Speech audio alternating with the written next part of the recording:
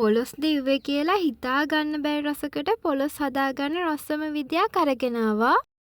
හැමෝම ගොඩාක් ආදරෙන් MS කිචන් එකට පිළිගන්නවා.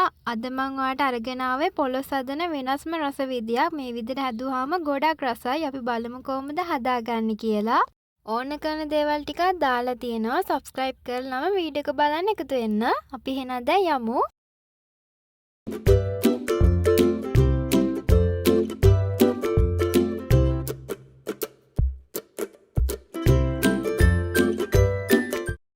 පොලොස් ගෙඩිය පොඩි කෑලි වලට කපාගෙන අරගන්න. කහ තේ හැදි කාලයි, ගම්මිරිස් තේ හැන්දයි, ලුණු ඔයාගේ රස අනුවයි දාගන්න. දාලා හොද්දට මේ ටික කලවම් කරන්න.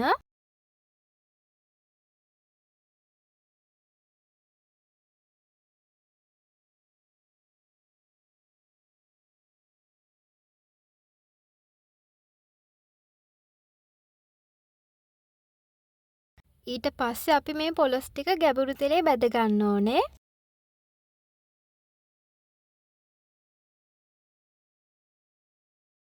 ලා දුබුරු පාටක් එනකම් පොලොස් ටික බැද ගන්න ඕනේ. දැන් බාගෙට බැදිලා තියෙනවා. තව චූටි වෙලාවක් තියාගත්තාම ඇති.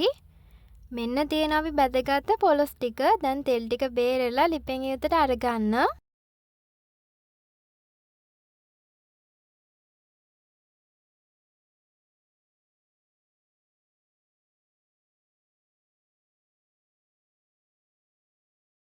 පොලොස් කෑලි ටික බැදගෙන ඉවරයි.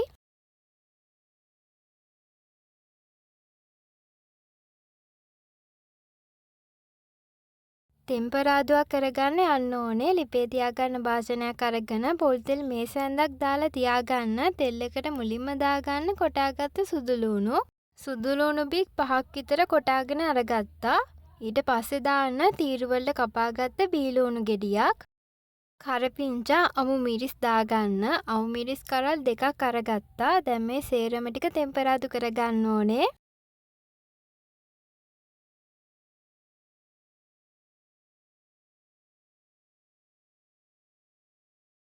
උම්බලකට කෑලි ටිකක් දාගන්න.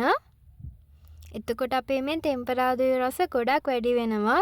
ඊට පස්සේ දාගන්න කෑලි මිරිස් වලින් තේ හැන්දක්. ඔයාගේ රස අනුව බලලා ලුණු ටිකකුත් දාගන්න. පොලොස් බැදුමටත් ලුණු දාගත්තේ හින්දා ලුණු වැඩි කරගන්න එපා. ඔයාගේ රස අනුව බලලා ටිකක් දාගන්න. දැන් මේ ඔක්කොම ටික කලවම් කරගන්න.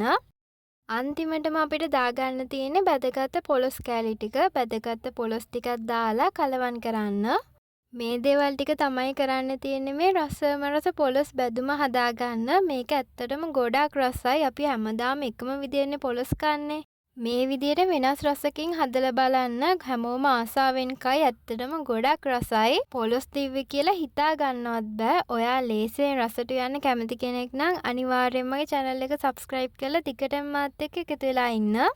එහෙනම් අලුත් වීඩියෝ එකක් අරගෙන ඉක්මනටම ඔයාලව හම්බෙන්න ආයෙත් එන්නම්. හැමෝටම සුබ දවසක්.